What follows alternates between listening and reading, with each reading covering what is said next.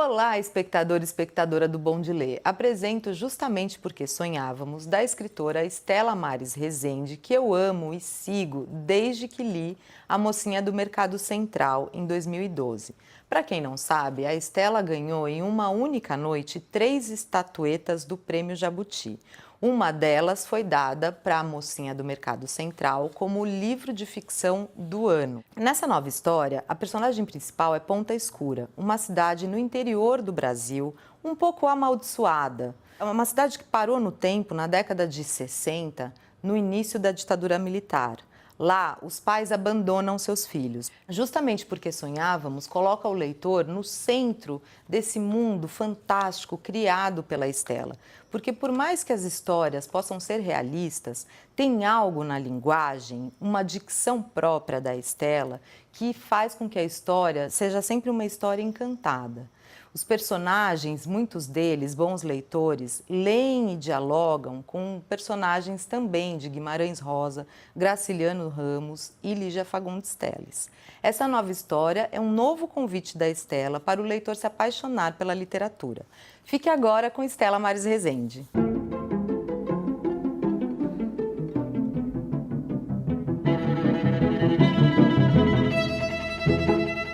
Foi uma infância cercada de histórias. Eu ouvia muitas histórias. Minha mãe era uma grande contadeira de histórias. Ela floreava tudo, sabe? Qualquer coisinha boba que acontecesse, ela floreava, ela inventava palavras. E meu pai, o querido Mário Rezende, ele fazia questão de comprar todos os livros que eu quisesse ler.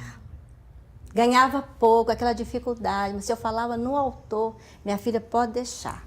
Comprava tudo que eu pedia. E eu tive uma professora fantástica, que na hora do recreio ela tirava alguns minutos para ler um trecho de um livro para a gente, né? Então a leitura em voz alta também é muito importante na minha infância. Ouvir uma boa leitura, com uma boa entonação, dando ênfase em determinadas palavras. Então isso me encantou muito desde a infância. Eu estudava num colégio que tinha uma biblioteca maravilhosa, né? Que é o lugar mais importante da escola. E aos 8 anos a minha professora pediu que nós fizéssemos uma composição. Naquela época a gente falava composição, né? E não é que eu desembestei a escrever, escrevi quase 20 páginas. Com 8 anos. Com 8 anos. Aí quando ela foi trazer as composições de volta, né, eu vi que a minha estava debaixo de todas as outras. Aí pensei, nossa senhora do Badiá, não gostou? Não, tem que deixar por baixo. E ela foi entregando as composições. Quando chegou na minha vez, ela disse, Estelinha, você vai ser escritora. E essa frase ficou na minha cabeça, eu vou ser escritora. Eu fiquei impressionada com isso. Aí que eu não quis mais sair de dentro da biblioteca, né? Porque se eu ia ser escritora. E eu tive grandes professores. Em Brasília também, tive um professor que se chamava Chico Bento.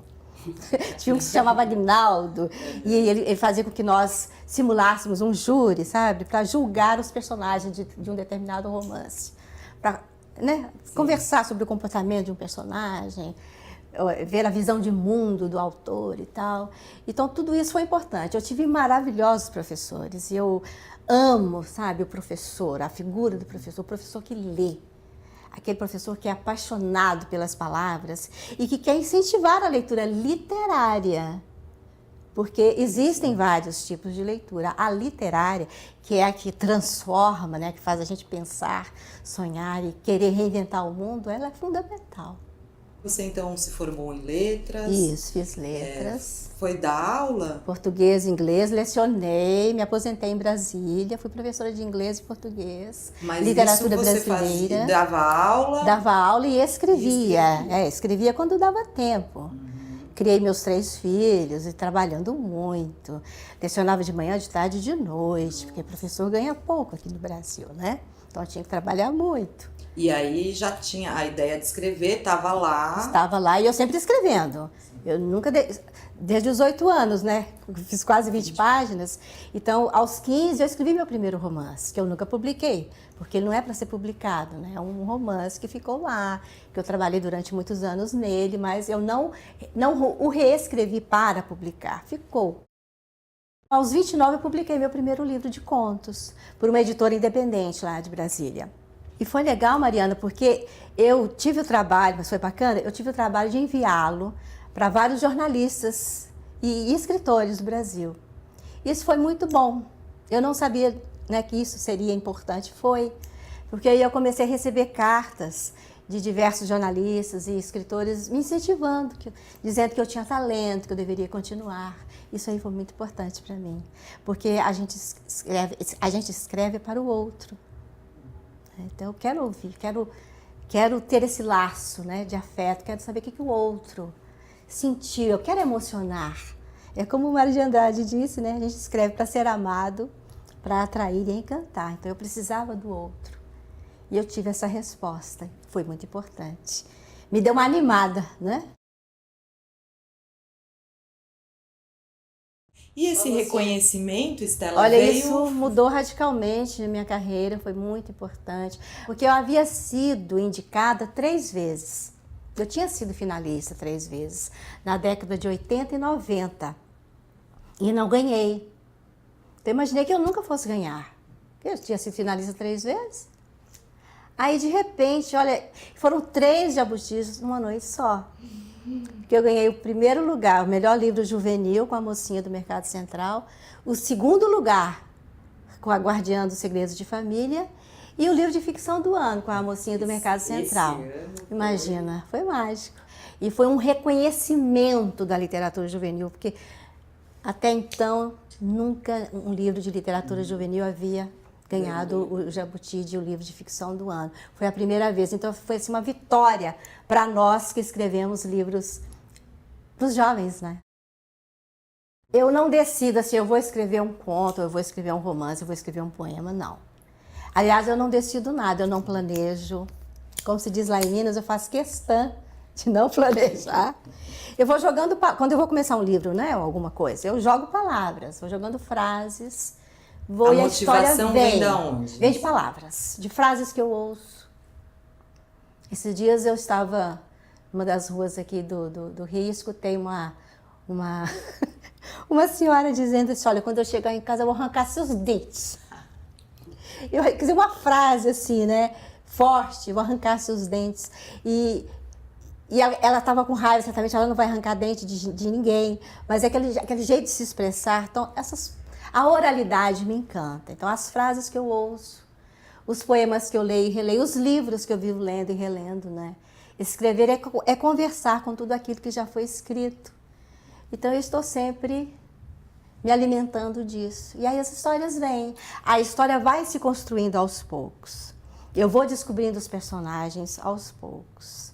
Então, a motivação não vem exatamente de uma ideia? Não, eu não tenho uma ideia. Eu nunca tive... Olha, eu tenho essa ideia, eu vou escrever. Não. Por exemplo, A Mocinha do Mercado Central, né? Que é a menina que viaja por diversas cidades do Brasil e em cada lugar ela faz de conta que tem um nome diferente e age e reage de acordo com o significado do nome. Eu não planejei isso. Joguei frase, de repente apareceu a frase assim, imagina, é mágico. Aí eu comecei a trabalhar com a palavra mágico. Ah, isso é mágico. Tem gente que tem mania de falar, ai, que noite mágica, né? Estou vivendo um momento mágico. Então, essa brincadeira com o mágico, com o imagina, foram aparecendo. Essa brincadeira foi aparecendo e foi se repetindo. Aí a história foi chegando. Imagina, é mágico escrever. Não vou dizer que eu sou metódica, que eu seja metódica, mas eu sou um pouco organizada. Então, assim, eu gosto de levantar cedo, que para mim é 7h30, 8 horas, que não é muito cedo. Não gosto de escrever de madrugada. Eu tenho vários amigos que adoram acordar bem cedinho para escrever, não. Então, por volta de 7h30, 8, tomo banho, tomo uma vitamina, um suco, aí eu começo a escrever. Aqui em casa mesmo? Aqui em casa mesmo. Aí escrevo. Lá pelas 10h30, 11 eu tomo café, como um pedaço de bolo, pão de queijo, que eu adoro. Aí vou escrever até 3, 4, 5 horas. Direto. Então eu tenho essa disciplina. Eu posso ter, né, esse privilégio hoje em dia, quando eu era professora, né, que agora já me aposentei. Quando eu lecionava, não, eu escrevia quando dava tempo. E fazia televisão também lá em Brasília. Eu era a fada Estrela Azul. Eu era uma personagem de televisão, né? Então, assim, eu não tinha tempo para escrever, não. Eu escrevia quando eu devia descansar. Nossa, e me parece assim muito forte a questão da escrita, né? Porque você falou trabalhando, 3 filhos, e Muito aí, forte. claro que muito cansada, era a hora que você conseguia escrever. E por que, Não sei Estela, viver sem você escrever. imagina assim que você É escreve? eu nasci com essa arte no sangue, né? Com essa vontade de me expressar e de querer encantar, de querer emocionar, de querer dizer alguma coisa de uma forma sedutora. Eu tenho essa paixão. Eu pequenininha eu gostava de contar histórias. Eu inventava a história na hora. Como sempre, não gosto de planejar. Então, eu inventava ali na hora. Então, desde pequenininha, eu vi o poder, né, a força que a palavra tem. Quando eu dizia determinada palavra, num tom determinado, né, e que eu criava ali na hora, que eu inventava na hora, eu sentia que eu estava emocionando, que eu estava encantando, que eles ficavam com os olhos arregalados, querendo saber o final da história. Então, essa paixão pelo encantamento, né, sempre fez parte de mim. E seus personagens, Estela, como é que você lida com eles? Eles têm esse poder de se Como eu impor? amo os meus personagens. Gosto demais deles. Eles vão chegando, em geral tem muita, assim, a maioria é personagem feminina, né? As meninas são muito fortes nos meus romances. A visão de mundo feminina, né? O olhar feminino, as dificuldades da menina, da mocinha, da mulher, tudo isso aparece muito nos meus livros. E eles se impõem em determinados momentos? Tem essa... Se Acontece com impõem, você? eles Sim. tomam as rédeas. Uma vez eu escrevi um romance chamado O Sonho Selvagem. Era uma história bem barroca, um texto assim bem barroco, bem obscuro, em que eu imaginava que no final da história a menina fosse brigar com o rapaz e, sabe, se livrar dele, porque ela planejou isso, de se livrar dele, porque era um amor muito difícil. E de repente ela faz pedir um beijo para ele. Então, eu levei um susto com isso. Então era como se a personagem me dissesse: Estela, sou eu que mando. Eu quero mais é namorar, né? Então, assim, as personagens realmente têm força. Isso não é brincadeira, não. É verdade. As personagens, elas têm vida própria. E são elas, né, as responsáveis pelo estilo, pela voz narrativa, que são duas coisas fundamentais, né? Principalmente num romance. Num conto também. Você falou já que não planeja nada, né? Mas me parece que você pesquisa muito. Pesquiso muito, leio e releio muito. A minha pesquisa é de leitura, ler muitos livros, diversos autores. Hoje em dia, por exemplo, eu estou apaixonada pelo Pepe Tela, né? Escritor angolano, Pepe Tela. Então, eu estou lendo tudo do Pepe Tela. Houve uma época que eu só lia o Érico Veríssimo, por exemplo, na minha juventude, né? Quando eu era mocinha, lia o Érico Veríssimo, lia toda a obra dele. Mas não necessariamente alguma coisa do Pepe Tela para esse romance, não? Não. Eu leio de tudo, eu tenho que ficar povoada, né, por literatura. Quero ouvir vários tipos de personagens, de tons, de vozes narrativas, de dificuldades, de situações econômicas diferentes, né, várias visões de mundo, para que haja um momento em que eu encontre sobre o que eu quero falar e qual é a maneira que eu vou utilizar para falar sobre essa história. Mas eu vou descobrindo isso aos poucos, é escrevendo, é trabalhando. Sim. Quando eu estou lendo, eu não tenho essa preocupação, eu vou ler isso aqui por causa... Não, eu leio. Pela maravilha que é ler. Aí eu vou me alimentando desses livros. E, enquanto isso, estou escrevendo, jogando frases, e a história vai se construindo aos poucos. Eu modifico os meus textos até quase na última hora. Às vezes, acontece demais, a editora fica, Estela, e aí? Não, mas essa frase é para mudar sim, por favor. Porque eu quero reescrever. Para mim, o mais importante na escrita é reescrever, é aprimorar. Eu quero que fique o melhor que eu puder dar. Eu sempre reviso os meus textos no mínimo 10 vezes. Geralmente um livro meu eu trabalho durante 8, 10 anos. A Mocinha do Mercado Central foram quase 10 anos de trabalho. Justamente porque sonhávamos quase 12. Anos e anos de trabalho. No mínimo 2 anos. No mínimo 2. Mas na maioria dos casos eu levo 8, 10, 12 anos para terminar. Porque eu trabalho com vários ao mesmo tempo. Por isso que eu publico bastante.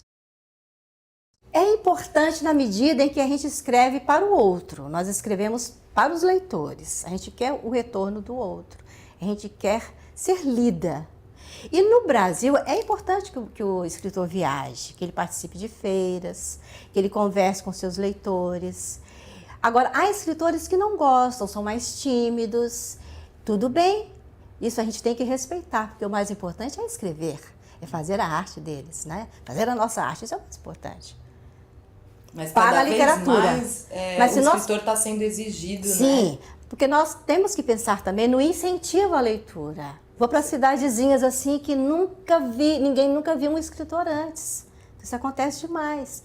Eu vou para cidadezinhas pequenas e às vezes para dar oficina de literatura, minha oficina Letras Mágicas, ou para conversar com gente que nunca leu às vezes. Então, o primeiro contato com a leitura ali.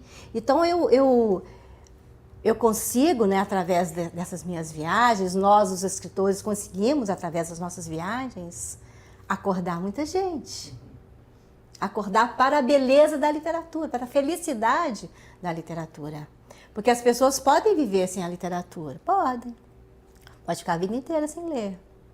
Mas quando elas descobrem a beleza que existe, né, num texto literário, que elas se encantam, que elas se emocionam, elas descobrem que lendo literatura, a vida pode ser muito mais interessante.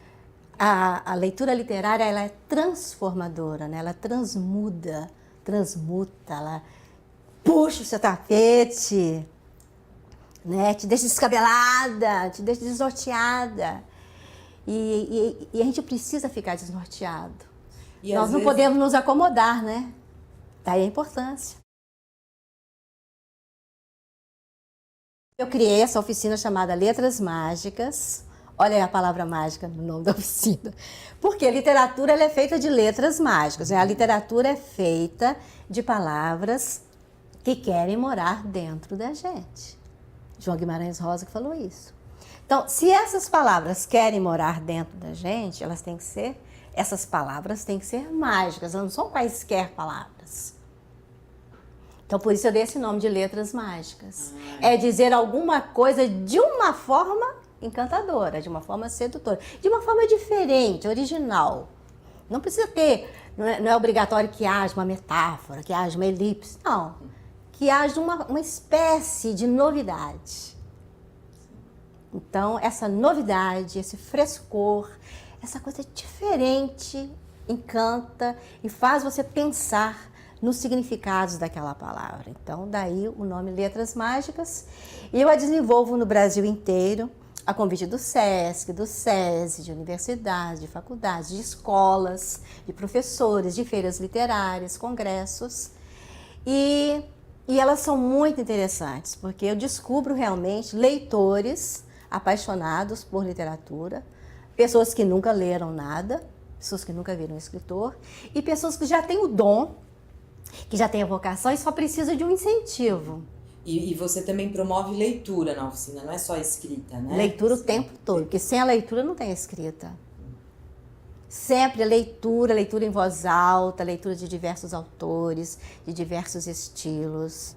Eu gosto desse trabalho, porque eu sou professora também, né? Fui professora de português, inglês, literatura, e eu quero incentivar essa pessoa que tem o dom a descobrir, né, um pouco o caminho das pedras. É claro que é ela que vai descobrir. Eu só provoco, dou umas cutucadas, né? Umas dicas, mas é a pessoa que provoca. Então, essa conversa com ela mesma, a pessoa conversar consigo mesma, é uma conversa difícil. É complicada. Se houver alguém que diga alguma frase, às vezes eu cito uma frase. Vamos dizer, eu cito uma frase do José Saramago, por exemplo. Dentro de nós há uma coisa que não tem nome. Isso é o que somos. Essa frase pode suscitar muita coisa num aluno. Alguém que está fazendo uma oficina. Então, alguma coisa dentro de nós que não tem nome. Isso é o que somos. Então, nós somos carregados de mistérios, né? Então, esse mistério, esse labirinto, essa busca do outro, e a busca de significados, isso é importante para qualquer pessoa que queira ser escritor, porque cada pessoa que sonha em escrever, ela tem que ter a sua personalidade própria, ela tem que ler de tudo, mas para descobrir quem é ela, né? Qual é a sua voz, quais são as vozes que a habitam, né? O que ela quer dizer, de que maneira ela quer dizer. E isso eu ainda estou descobrindo, porque isso não tem fim. Enquanto vida eu tiver, eu vou estar, né, em busca daquilo que eu vim dizer, que eu ainda não sei.